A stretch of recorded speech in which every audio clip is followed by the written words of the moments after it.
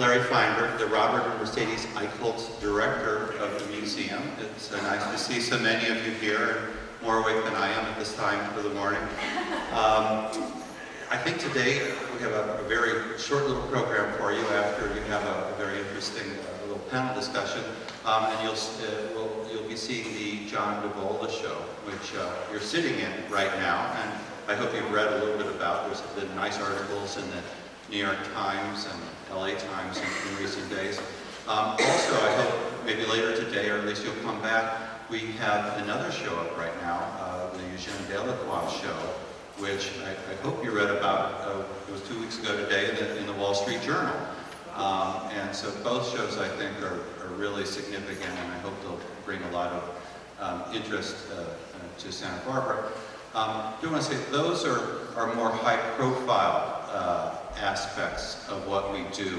What you don't see is, and just as important, are the other things that we try to do for the community, mainly involved with education, and particularly in the public schools. Probably mostly, or many of you are not aware that we are in virtually all the public schools, 75, and have something like 25,000 school children, K through 12, involved in our programs on a yearly basis. When you consider this town has 90,000 people, that's virtually all of them. And these programs, we're not trying to train little art historians or even little artists, although more artists in the world wouldn't be a bad thing. What we do is we also training the teachers, 1,100 again last year, how to use the visual arts in the museum to teach across the curriculum, art and science, art and math, art and biology, art and history. But more than that, we try to use the arts to build certain skills. Analytical thinking skills, problem-solving skills, creative thinking skills. In other words, all those survival skills for this new century we're in. So I hope some of you might be interested in learning more about those programs, our education programs, and of course we can provide you with information. But for now, I'll turn over the mic to the people that you really came to listen to today.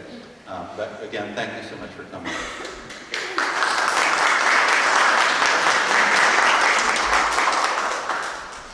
Good morning, everyone. I'm John Daly, and I'm from the Key class here in Santa Barbara. And first of all, I'd like to thank the museum, Larry, and Paige, and Tracy. Thank you very much for having us this morning. Appreciate it. The Key class, talking about education, is about teaching life skills 101.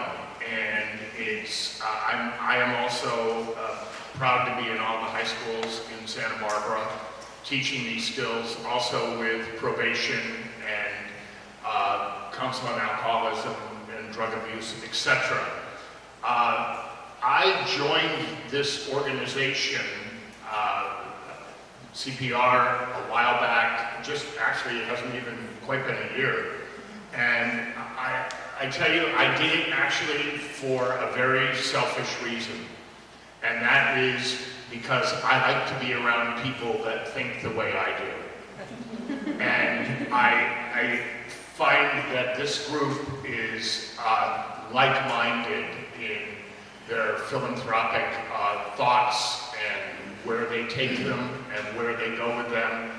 And it's about giving back. I had a long career of doing things that was not necessarily giving back, and since I've retired, and so I'm supposedly retired, working I think harder than I ever have. But since I have pulled away from that and started really working more on giving back, the gifts of all of that are amazing.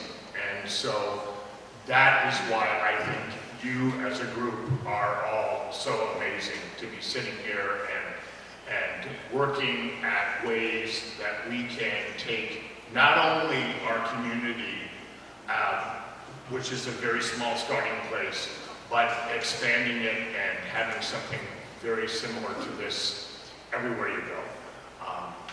It's an awesome, awesome group, and I thank you all very much.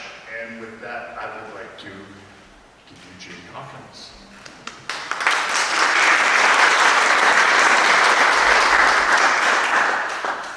Good morning, everyone. Thanks for joining us for Entrepreneurs in Philanthropy. For the last 2 years, we have used our quarterly fall forum to feature entrepreneurs in our community. And we do that, one, because we know that here in Santa Barbara, roughly 80% of the businesses have 0 to 5 employees. And so that means we have a predominance of small business in our community. And because we know from working with entrepreneurs that some of the most creative and innovative ways of giving back to community come from those who are either establishing a business model that includes community give back or corporate social responsibility, or working with a smaller budget where they're looking for unique ways of partnering with local nonprofit organizations and other types of community initiatives. So today we are featuring 3 wonderful entrepreneurs, all of whom have established local businesses in this area and are doing unique things that they will tell you more about in terms of their outreach and engagement with the community. So we have Zika, who started Zina's Gypsy Tea and has moved on from that with several other ventures that she will tell us about. We have Lori Thomas Ross with Web Marketing Therapy. And we have Renee Grubb from Village Properties. So I'm going to step right in and let them tell you a piece of their own story, and would love it if you would all begin by sharing really what inspired you to begin working with the community or establish a corporate giving program. So what moved you into action around your own philanthropy? Hi everyone, nice to see all the familiar faces out there. So yes, I'm Renee Grubb.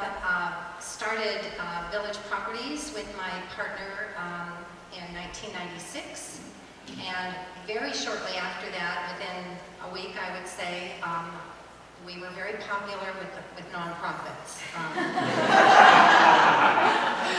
And so we sat down and decided, we have to make a decision as to who we want to support and what kinds of charities we want to support. So our decision very quickly was that we did want to support children. The agents that we had a lot of them had small children. They were going to school. I had children at the time in school.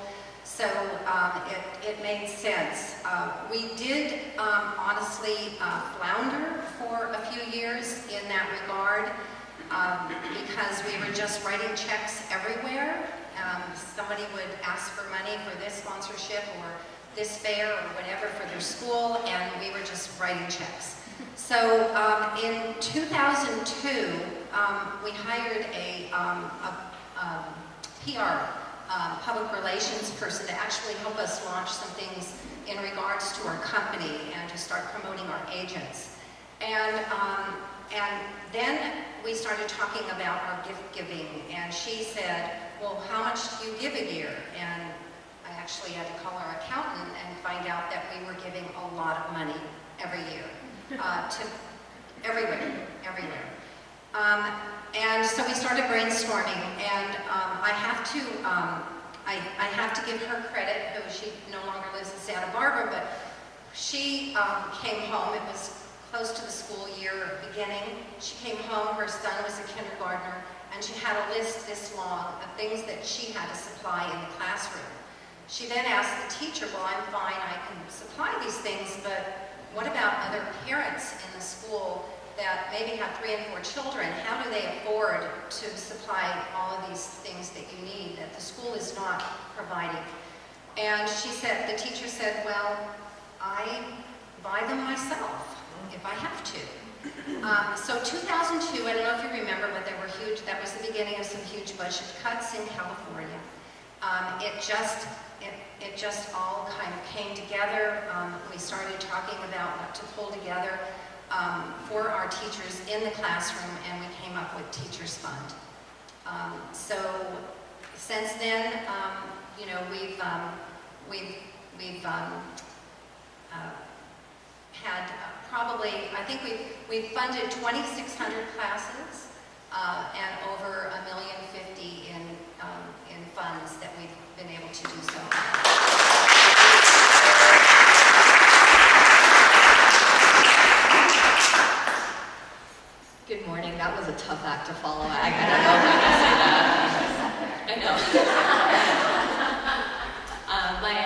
marketing agency is technically based in Santa Barbara. We're a virtual agency, meaning that we have clients all over the country, some overseas. And we are a virtual company because I don't believe that we have to commute every day to work. I don't believe that we have to print gobs of paper and throw them into the garbage bins. And as someone who cares about the environment, I will win my values to the value of the work that we do, which is marketing advisory. And when we started looking at how we could make a bigger impact other than our actions, we signed on with 1% for the planet. We donate 1% of our gross annual sales to environmental nonprofits. And for years, we donated to the Breast Cancer Fund. They're an organization in San Francisco. I got to know them personally years ago through consulting for another client. And one of my team members is a breast cancer survivor. So it was an organization near and dear to our hearts, and they are an environmental organization. There's so many environmental factors that impact our health.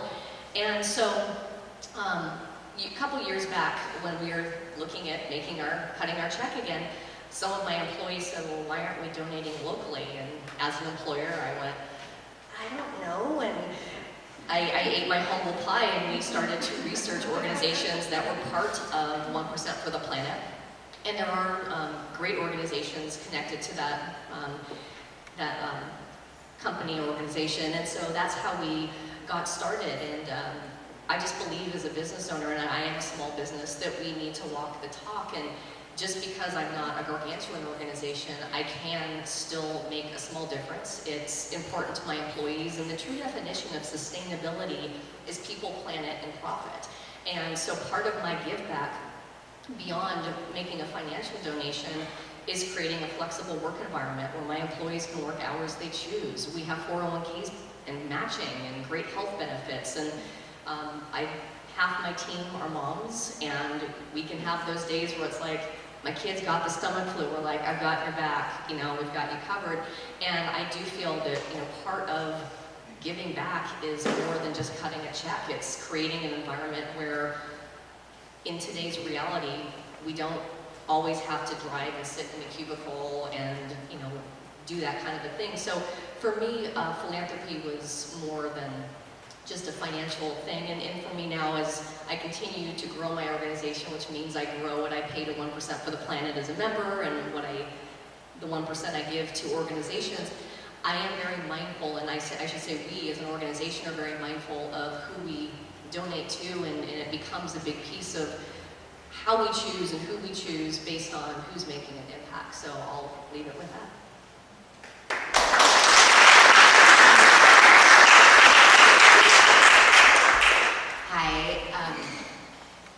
So yeah, I guess philanthropy also makes, I was looking at this photo that says kill your boss. And I was thinking, it's more than sustainable. It's like it builds your brand, it builds your daily life. It's really valuable. So I'm Sina Muzika. I founded a tea company 13 years ago. I've been the recipient of philanthropy in the community. The Santa Barbara Foundation gave me a great loan to go to college. I was the first first person in my family to ever go to university. And I went to an all-women's college in the Midwest called COTI, and it's owned by a women's organization called the PEO, the Philanthropic Educational Organization. And they gave me a full scholarship other than the loan I got from Santa Barbara Foundation. And I came from Lompoc, and that's like the epitome of all opportunities right there. But that joke only comes off well locally. But when I got my scholarship, I ran home to show my immigrant grandma who had survived concentration camps and all sorts of scary things, and she said, "Oh, you're going to college to become a lesbian. You could stay here and marry a nice Ukrainian boy."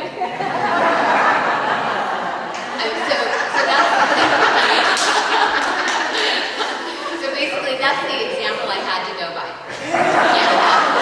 So being able to go, I swear I'm not a comedian, but being able to go to university, when I asked the women who gave me my scholarship what I could do in exchange for their graciousness and what they gave, they said, do this for other girls when you have the opportunity to. So when I started the tea company, I was a single mom. My son needed several operations to save his life, and I had to pay for them, and so I started the tea company. But what I soon found after I paid for his operations, and the company started to grow, is I found the mission of fair trade. And fair trade in tea, what many people don't know as we drink our tea or coffee is that the women in the tea fields make about $1.35 a day. They have 6 dependents, depending on them. Their children will end up, in a slum or in, plucking tea for $1.35 a day. There's no opportunity. So when I was able and grew the company, I found that by selling the mission, I never had to sell a tin of tea. I just told people, we're ending poverty for tea workers. Here's the pictures. I go there. I'm delivering the money myself. We're building computer learning centers. We're building schools. All you have to do is buy the tea, and you get to be a part of this amazing movement. And so they did. And it was really successful in Kroger. The product's now in 18,000 stores. And I no longer run the company. I'm still a shareholder. But now what I'm doing is, I'm doing a lot, but this whole idea of building the philanthropy into the business actually helps sales. It actually helps build a tribe. It is brand building. So even if you have 1 employee, which is you, up to 5, if you can't afford to give, you can afford to create products or services that have philanthropy built into them. So that's what I'm going to be talking about today, because I built it into the model. So, and now that there's Wall Street investor guys running it, they can't take it out of the model because it is the model, which is something I learned that you can do if you do have an exit strategy. So, anyway.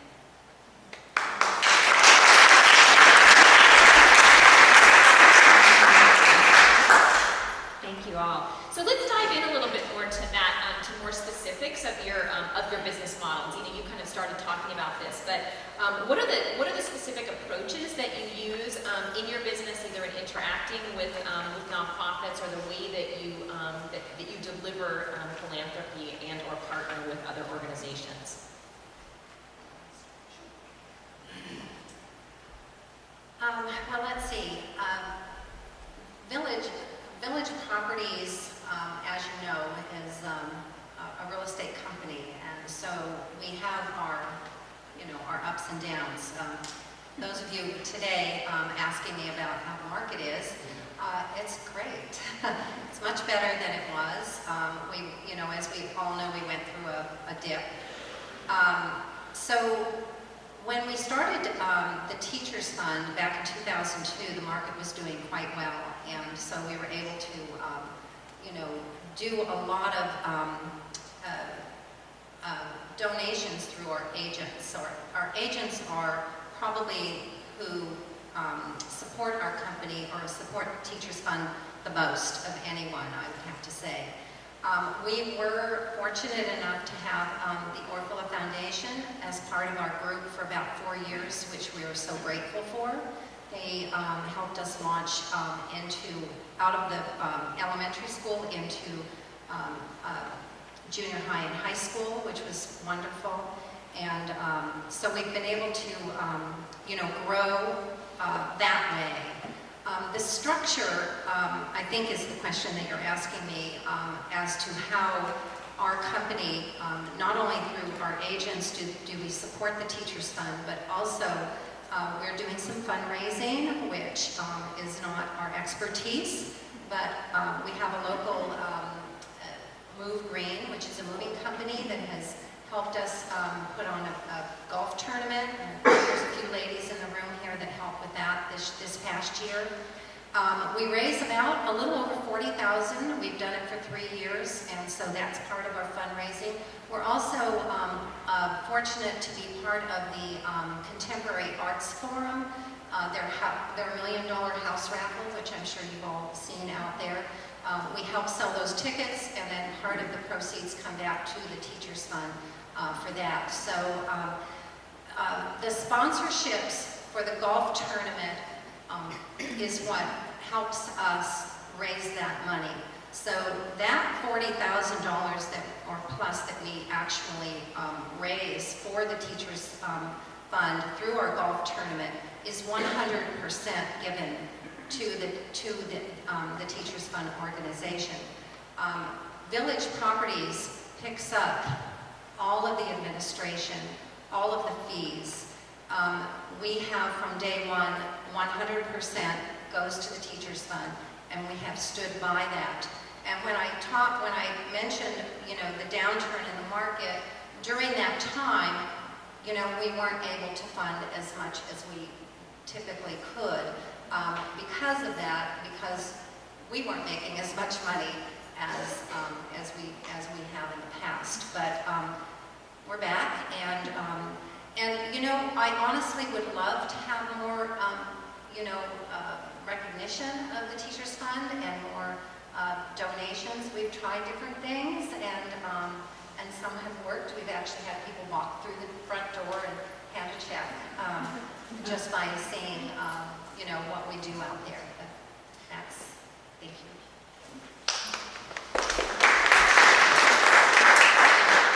Well, I have a little anecdote, surprisingly enough, about when I got to speak with the CEO of a huge tea company at a trade show, and for me, it was like talking to like Bono or something. It was like a big deal. I'm not going to name the tea company, but I walked up to him, and he was wearing an Armani suit, and I just was like, oh God, he's made it.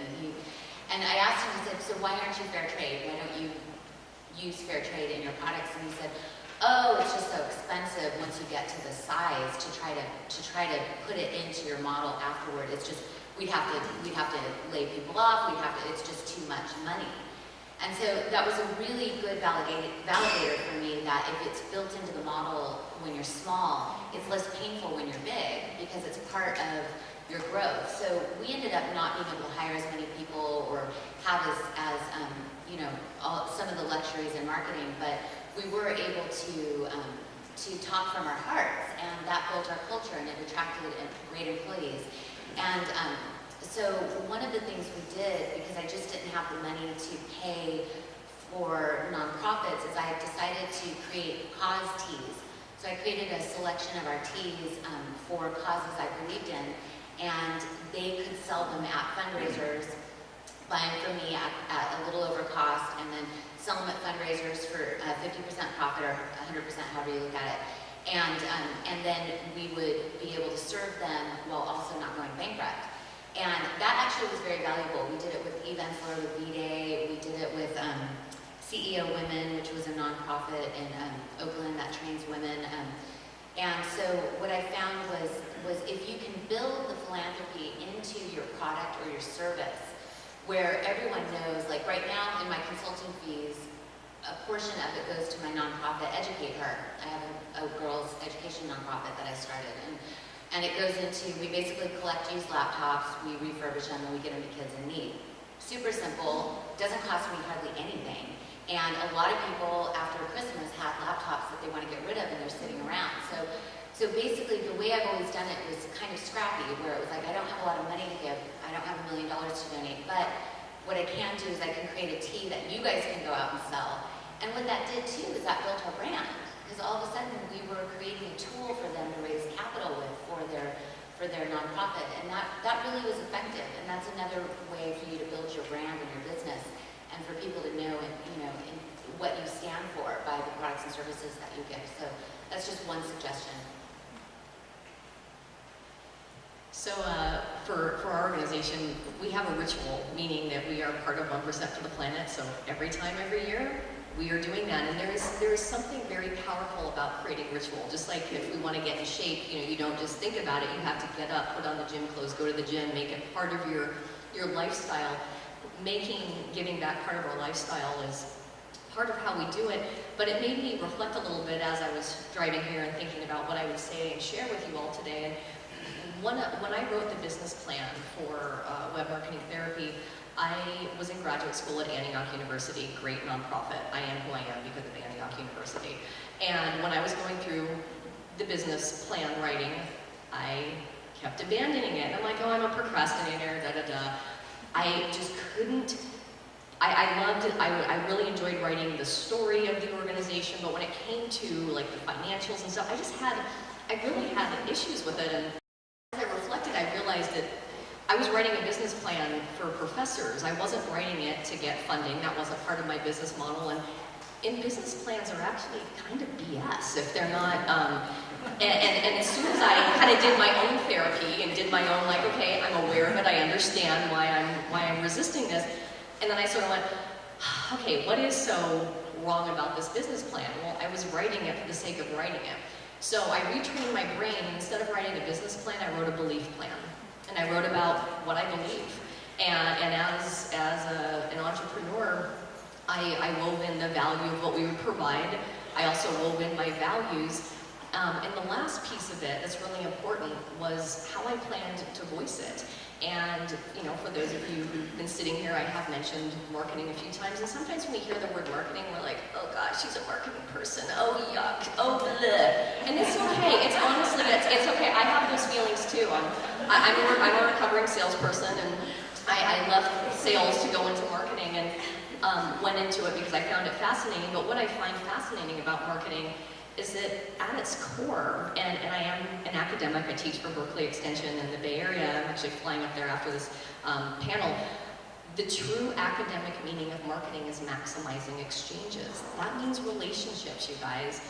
And if we want to, as business people, maximize relationships, then we need to be educators. And so I've started trademarking a phrase called marketing. It's M-A-R-K-E-D for education, I-N-G. And the way that we think about marketing is yucky. It often makes those of us who are doing great work and are giving back avoid marketing because we think it's yucky. And so if we can dispel those myths and that myopic feeling about marketing, we can further voice our values and our value to make a bigger impact. And so the last piece of our ritual, so when I was writing my belief plan, aka business plan, I also wove in, and I completely agree with Sina that you need to weave these into the business model before you go out and do it, because it's really easy just to get on that hamster wheel and kind of forget why you started what you started. Part of my business plan also included the types of organizations we would serve. We do not work for organizations that are unethical. We work for organizations who are passionate professionals who are working to help people in their respective field. That doesn't just mean people with a victim mentality. I do not work with people with a victim mentality. That's part of therapy. If people are dysfunctional, I break up with them, I let them see other people. I can't help them. But it's true. I mean, if you really want to succeed in therapy, you have to show up, you have to do the work. Our clients are all shapes and sizes. They're software, they're law, they're whatever. We help these passionate professionals talk about their value and their values, and often we're helping them blog about their work for Habitat for Humanity. They lightly mention in conversation, oh, I'm off to go build houses, and we're like, what? They're like, that's not marketing. I'm like, but it is. Take pictures, give them to us. The more we can help share with people, not just who you are and what you do and whom you serve, but really the heart of an organization, that's where the magic happens. And one of the biggest things we can do as organizations is be prolific about why we're doing what we're doing and share it and educate it, because if we're doing great work and nobody knows, what's the point?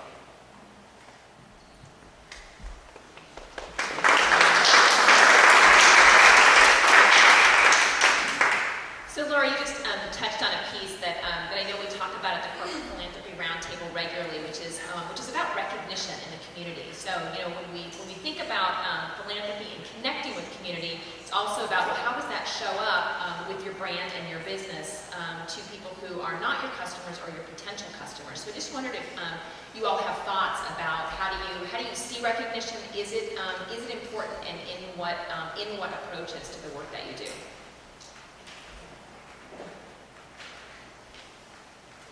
So we all want to be seen, and appreciation is a great way to, if you can't afford to give people raises, praise them. So it's a great thing. But what I didn't know about the tea industry that I now know is that when, I went and sold to John at Lazy Acres for the first time, and he bought it and put it on the shelves, I had a connection with him, and I told him my story, and it was amazing, and he recognized it, and we were able to move forward. But when the product, we sell millions of tins now, and when the product goes to a distributor, then it goes to a retailer, then it goes and sits on a shelf, then a consumer may or may not find it depending on what they're looking for in a product.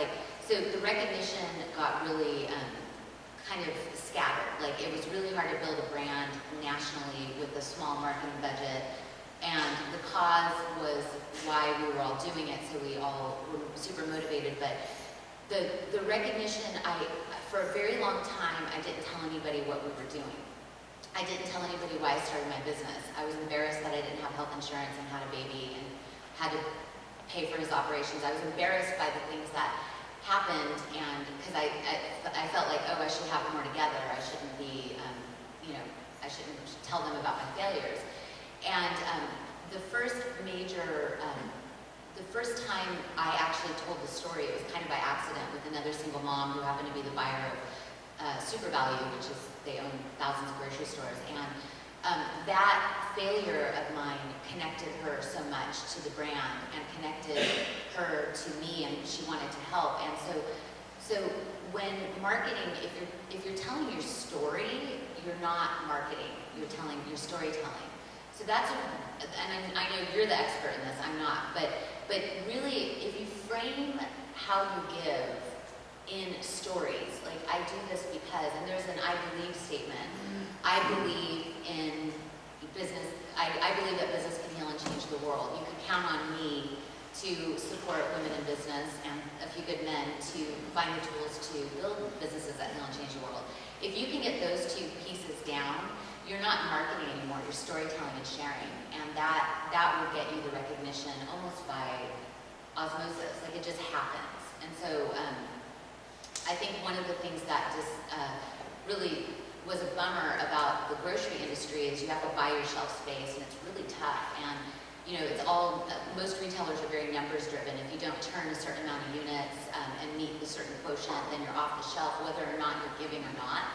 So that was one thing. So I would go in and I would have to really, I had to start telling them about the product and all the benefits of it to stay on the shelf long enough for the brand to build, because we didn't have money to coupon or things like that. So recognition is a really important thing, that you get it early on, but you're not singing your own praises so much that you annoy people. Does that make sense? Okay, I'm gonna. It's not how you get the, it's kind of how you approach recognition. And in recognition isn't the, look at me, I'm so great. It's if you educate and you help people understand, which is what education is, then they are able to, we remember stories. I mean, if I tell you all that I have a severe candy addiction, you'll remember that. You might not remember some of the things I said, but it's those little interesting nuances, and I do have a problem. But there is, it's the things that truly connect us, that we remember. And one of my best life experiences was selling cosmetics. It was one of those, like, get my bum through school jobs.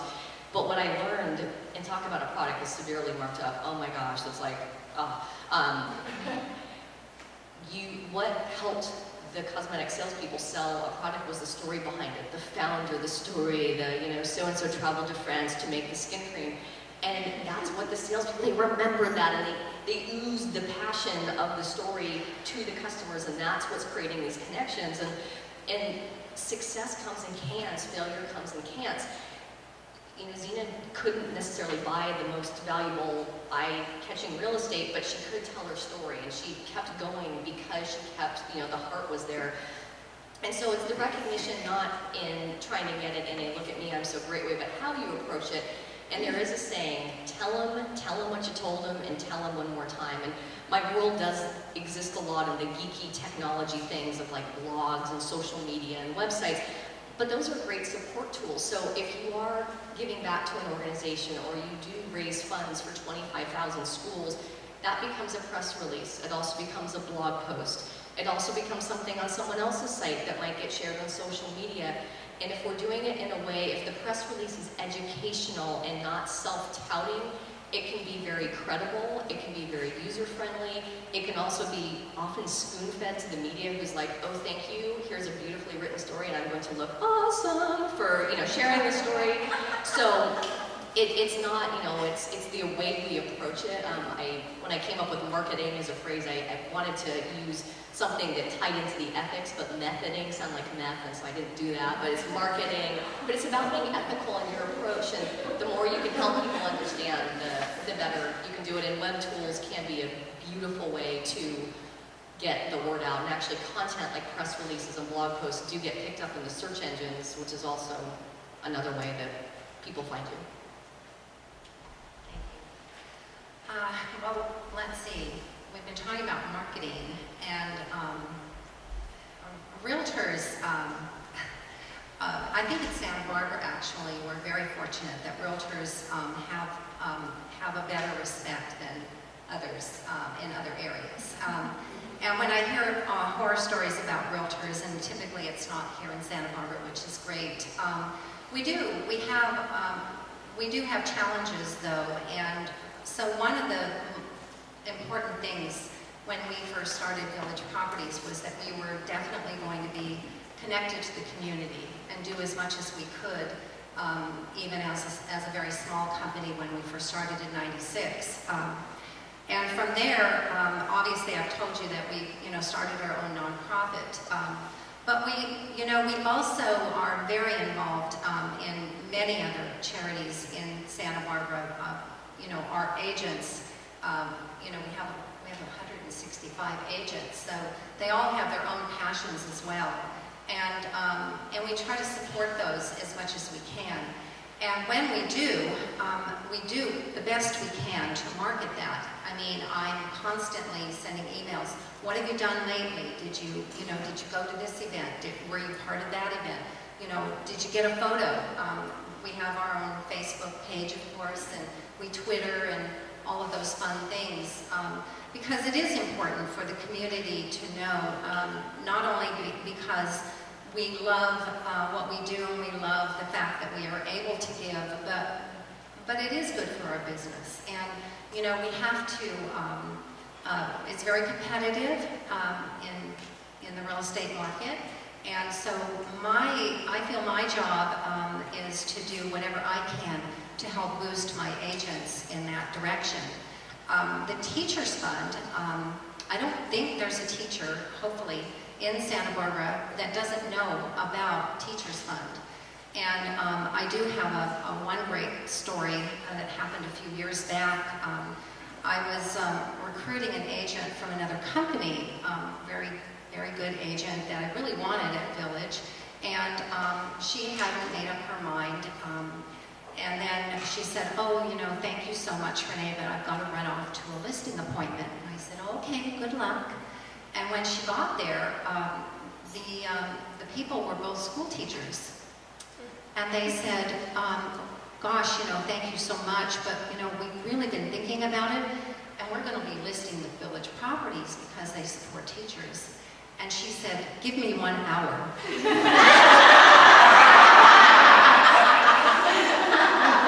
She's been with us for about 6 years now. Yeah. So, I know that even our clients who are not teachers appreciate the fact that we do what we do. We have a very nice marketing piece within our listing presentation that talks about the Teachers Fund, and we also have a nice list of all the other nonprofits that our agents are part of and that they give to. So it works. But yeah, marketing is tough. So it's great to see too how you all have talked about the challenges of being a small business, but really the three of you really see those also as opportunities, right? Of how to engage either your customer base or working with some of the organizations that you help serve, or even inside of your own company, the impact that you're able to have, or the loyalty that you're able to generate with your own. So I'd like to give a chance really to engage some of our members and guests. You've heard some really rich pieces of story and approach here, and I'd like to give you a chance if you have specific questions or comments for our panelists that you'd like to share. So.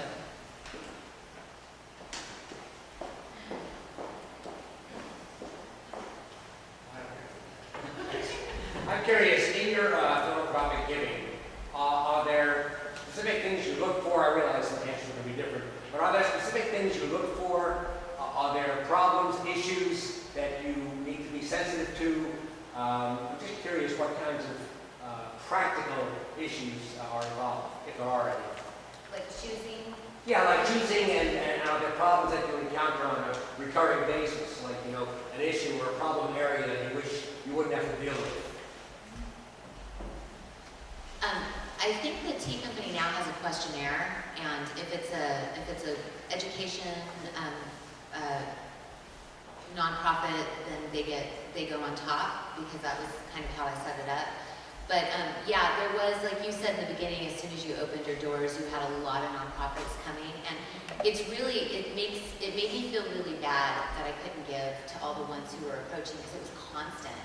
And so I would do things like, you know, I would set up, I had these little boxes of tea that I would give them at cost, and then they would sell it at retail at their events and bring back whatever they didn't sell, and they could keep that money. So I had to come up with certain things to feel like I was still giving, but you do end up having to say no a lot, and that's really difficult. So defining what you most believe in so that you're not writing checks to absolutely everything. Like I know I've donated to the Tribal Trust, which is your wife's nonprofit, and my husband and I donated individually. My wife likes it. Well, my husband was like, why are we donating to this tribe in Africa? And I was like, because I believe that, you know, their story has to be told. And so a lot of times it's just a gut, you know, it's just like that, oh God, this has to be, we have to fix this. So I think a lot of it's intuition, but also when you're getting 150 requests a day, you have to set a certain level of standards on what you're taught. I'm sorry. For us, it's relationship. We've donated to nonprofits where we haven't received thank you letters. That rubs me the wrong way. I don't care if it's email or whatever. Organizations that are trying to get our money, I mean, 1% members really get aggressive towards the end of the year. If I get a big paper packet of information and you're an environmental nonprofit, I'm immediately, well, A, putting it in the recycle bin, and I'm not interested. To me, that's just, it's passive. It's just like, really? Like, pick up the phone.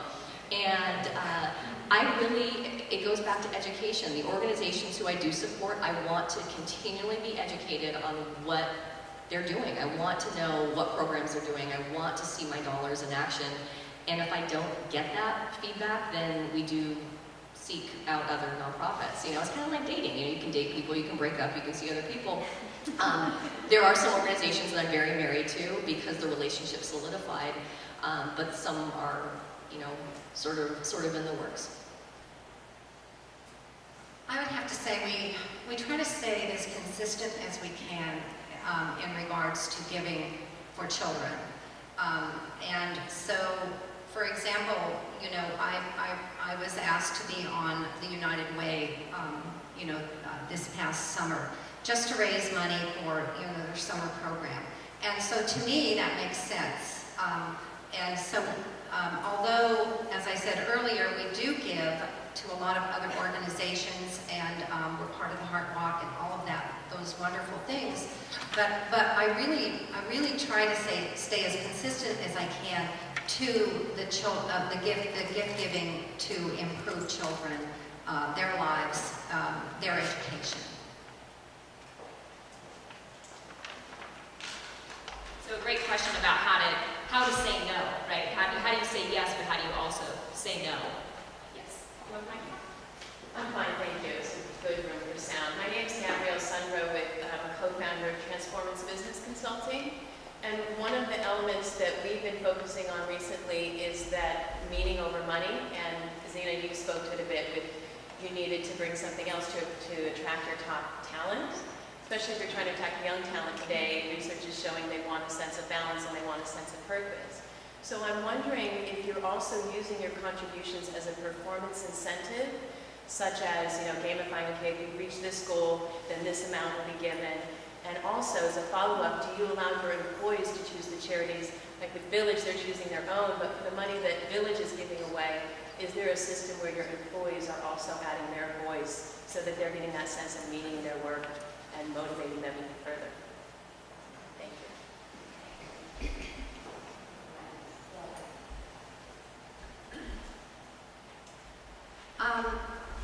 First of all, our agents are not required to give to the Teachers Fund. It's not something where, you know, out of every commission check, give so much. We've never gone down that road. And so the giving from our agents is pretty inconsistent. I mean, and some of them, you know, at the end of the year, maybe if they haven't given, they write a nice large check to the Teachers Fund. there is no pressure because, again, it is a vehicle in a way that helps them in the community, gives them recognition through our efforts and through, you know, whenever they want to give a donation.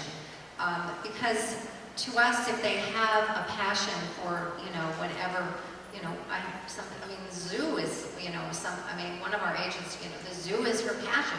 I would never take that away from her, but every once in a while she'll, you know, write a check to the teacher's fund. But, so, yeah, I would have to say that, you know, we don't push that, and we still get a lot of support from our agents. So, as far as the compensation package goes, like attracting talent, when I was hiring for the tea company, you know, it was based in Ojai. So I would put out an ad for like a salesperson, and I'd get like 80 massage therapists. And but I mean, it was one of those things. So one thing that did work was on the national stage, and when I would go out speaking, or was on radio or in press or anything like that, we actually found most of our talent that way. Because like all these green MBAs were graduating going, I want to be part of a cause and a mission. And I mean, one green MBA, you know, I have several that grew with me and now are off doing amazing things, but one of my employees is now the head of USAID in Bangladesh. And I always provided them, I said, you know, I might not be able to pay you what you're worth, but I can train you and infuse in you the spirit of giving and how business can be done, what's possible. And that, you know, as long as their base pay was enough and they had their benefits and stuff, it really was a huge, like it's astronomical what they were willing to do. And when I left the company, you know, my assistant of 10 years who came to me because of the mission, he said, God, you know, you used to talk about the mission every day, and now it's like no one talks about it anymore. And he said the morale has like really gone down, so I'm going to go in and do a divine intervention. But it's one of those things where talking about it every day and putting it into context for them will help them when they have to choose between, you know, organic strawberries and non-organic strawberries because they're not getting paid, you know, quite as much. So always building the story, always building the context. Like I always have pictures of the kids in the tea fields up around the office. I always showed them videos. I always, you know, we did contests and had some of them go to the tea fields. Like we always were telling the story and showing them the faces. I call that the beacon. Because without a daily beacon and a physical reminder, it's really difficult to remember the mission because life gets in the way. So I don't know if that answers your question, but it was a huge, it's pretty much how we recruited all our best talent. Anyone who starts with our organization gets a mission statement, and it was the original mission statement of my first company, which was very uncreatively called Lori Thomas Web Marketing, and then to what it is today. And so we start with that as a conversation piece, just so you know, it's clear as to what we're all about. But you know, Renee's story about the realtor that was on the fence about what firm to work with, and it was because of, you know, kind of the outside story. You know, we think of, you know, business and nonprofit, for-profit. You know, the business of it is attracting new funds, but it's like the Girl Scouts on make new friends and keep the old. When you are continually building an organization with the values, then you are attracting the right people, and that's important. Part of our relationship building work in the community is attracting employees, but it's also attracting not just business or donors, but the right people. And that's important for me. Like, so one of my pieces as far as like how I kind of motivate employees, our give back is based on what we earn per year. So the better we do as a company, the more we give back. So everyone wins. It also is part of the pride of the organization. I mean, employees can say, yes, we give back. Yes, they do absolutely have a voice. I mean, I'm the one who shared in the beginning that when I did the breast cancer fund because I love them. My employees were like, what about Santa Barbara? I'm like, oh, shame on me. I have to listen. That's part of what I do. It's my secret ninja trick. I talk a lot, but I'm really good at listening. And so making sure that their voices are heard. And but lastly, you know, one point I wanted to make was just how we attract the right ideal working relationships, because we can be more productive in business and we can give back if we are truly working with the right people and employing the right people. And when you are clear about who you are, what you do, whom you serve, why you're doing what you're doing, it can multitask in boosting morale to attract the right people, but also the right customers. And part of my work as a sustainable employer is to make sure that I bring nice people to the organization, because it's my job to make sure that my employees are working with people who are a pleasure to work with. That fuels them, they give back. Our work goes somewhere, it gives back. The clients are giving back, and it's this overall greater good. So when we think about things in sort of different ways, it retrains our brain. And we actually pulled our entire website because it wasn't clear enough as to what we're doing. We're actually in the process of overhauling everything so that we can further go out there and get the, have the right energy out there, if you will.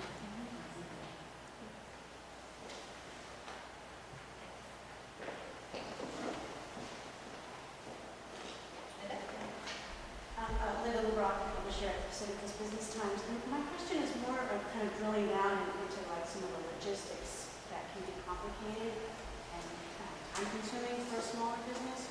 So, for instance, at Village Property, the Teachers Fund, did you create a 501c3 and have to manage that and audit and all of that and the expense of that? That's kind of my question. And sort of a more general question to the others of like your time and managing these kind of activities. But I just want to figure out How do you make it happen? Well, for the teachers, it's very easy. We have our website, which is teachersfund.org, or you can go to our website, villagesite.com, and get it there. The teachers are delighted with how they apply, because it's one-page form and very little information do we ask them. The way it works for the Teachers Fund is that they put down their requests, their school, obviously their name, their school, their grade, how many students it will benefit, what their need is, and they need to do the research in advance as to how much it's going to cost. And then we meet once a month. Today, I'm not meeting this morning, I changed it to lunch so I could be here. We have a committee we actually have a school teacher, a principal actually on our committee, who helps us determine whether or not perhaps they can get that through the district, or whether we should fund it. And within 14 days, they know whether or not they have been granted. If they can't afford to write the check themselves, then they let us know and we'll write it directly or put it on the credit card. The administration of it is, we have been doing it on our own forever, and we have just recently, this year, turned it over to an accounting firm that is going to do much of it, because I was finding my assistant was doing so much of the work and not being able to help me. I got a little selfish there.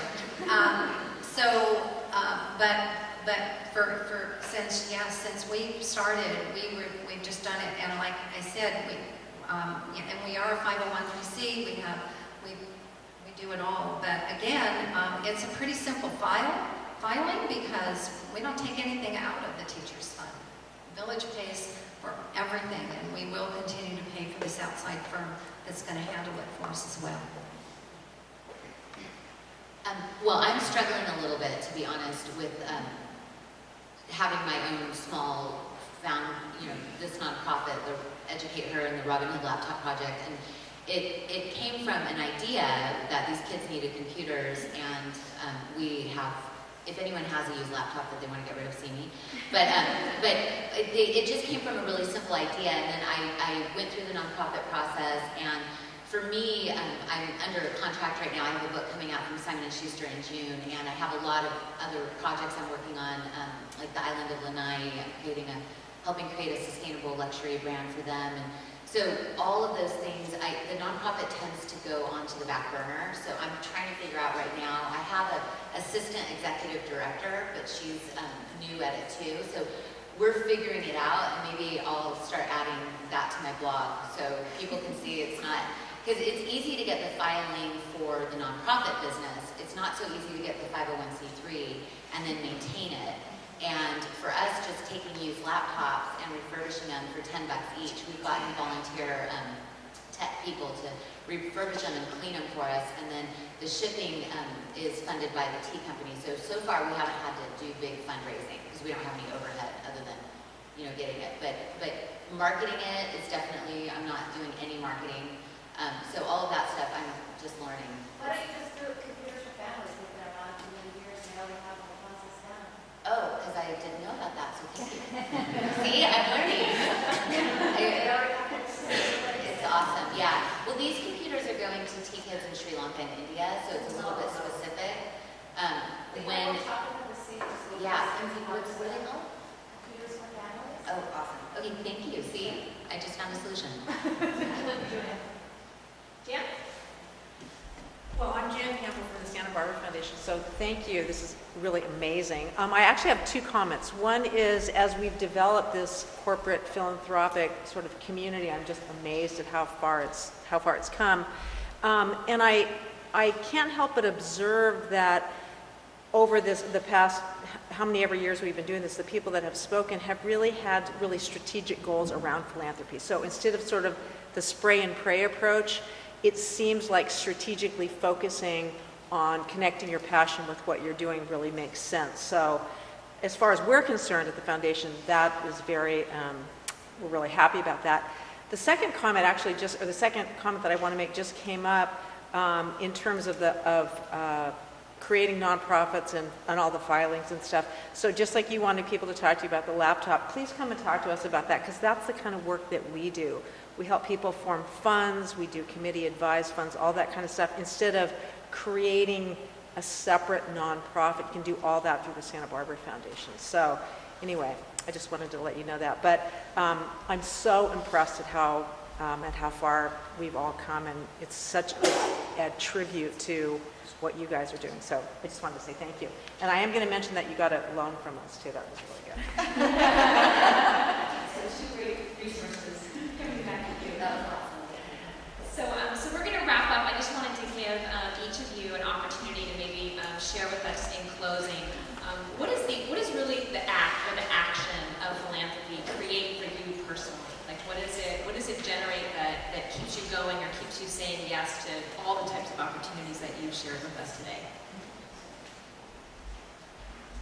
To narrow it down to one thing, I think when Sage was going to die and I had the ability to get help through the state, through Healthy Families, Healthy Children, and I felt really down and out and really scared. I was so amazed by the generosity of people to come forward and help. The surgeon did the surgery to save his life. Everything that happened was really, it was such a cathartic, powerful thing. Almost losing a child is really, I can't. And so when I found out about the tea workers and the fact that they had infant mortality rates that were, sometimes upward around 50%, it just was really no question. Like I question a lot in my life, and there's a lot of stress in my life, but it's just the one thing that always is true. It's kind of like it's my true north. So For me, it allows me to lead with love. Love for my employees, love for the community, for the environmental causes that we are supporting, and love for the organizations that we support. Sometimes tough love, but still love, where we come at it from a place of purpose and a place of passion, and that becomes our guiding light. Well, we're all busy with work and busy with our families, but what I think the act of giving for me is it makes me happy, which then I think probably makes me healthier, because I think when we smile and we laugh more, things like that, it's better for us. And I am in such amazing company in this community of people who give so much, and we're just happy that Village Properties can be a small part of that. Please join me in a round of applause.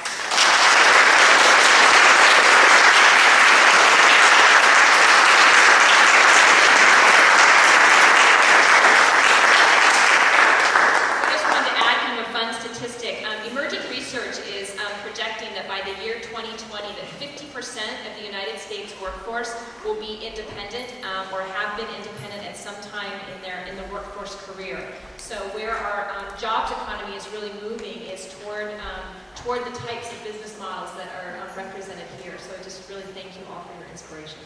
And Julie Caprino, our CPR advisor. Wow, I'm sure all of you would agree that this is the best way to start a day.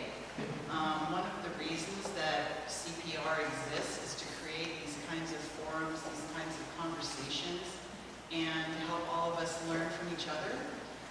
New and different ways that we can have social impact and make the giving that we are already doing or plan to do have more impact. So I just want to say I'm blown away by this Thursday in November. I am completely reignited and inspired by these panelists and by the conversation, so I hope all of you feel the same way. Before I get into a few more specific closing comments, the museum would like to ask everyone to please put their business card in this basket. They're going to do a drawing for some beautiful catalogs from the gift shop, so please put your business cards in there.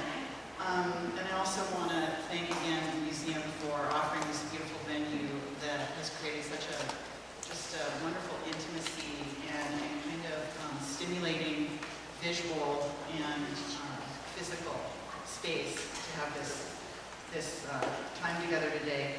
I want to thank the CPR Advisory Board, who really does a lot of the heavy lifting in creating the programs that everyone is enjoying. A lot of you are in attendance today. Jeannie Gillis, Jan Campbell, John Daly, Judy Hawkins, Mary Beth Carty, and Tina Finucci from Tato. I think everyone, if you've been coming to our programs, is starting to get reinforced what Corporate Philanthropy Roundtable is all about. We're trying to create and stimulate these sorts of comings together, these convenings, these conversations. We want to talk about best practices, we want to talk about strategies and ways to create sustained forward impact in our philanthropy. And that's what we're all about. If you look at the back of your program, we have 24 active members right now, and there are 3 different categories to join Corporate Philanthropy Roundtable. If you are not a member, and we certainly hope you consider joining, you can go to the Santa Barbara Foundation website, www.sbfoundation.org/CPR, and read more about specifically what we do, who's involved, and why we're doing it. I believe there are some cards available at the event for feedback, so please, we're continually trying to anticipate and develop future programs that are continuing to build on this chassis of conversation that we've got going. So we really encourage everybody to do that. And I really want to thank Lori and Zena and Renee again for your truth and your hearts being here today, sharing what's working for you and how you are all up to something so wonderful and amazing. It's really inspirational. I think everyone would agree. So let's see. I think that we're going to convene in here to start the tour for all of you that can continue to stay with us, and we really hope. Oh, it's not in here. Where is it? I apologize profusely, but our scheduled docent has not shown up this morning. So the good news is we do tour all of our collections. You might be able to see Delacroix every day at noon. And if you pick up a white folder on your way out the door, there are free passes for you to come back to the museum at any time, you and a guest. So I really apologize that we are not going to be able to do a tour this morning. Please scratch the word. If we're nothing in business, we're more flexible, right? So I do want to say we have some tokens of our appreciation for each of the panelists that Judy's going to give them. And once again, thank you all for joining us today.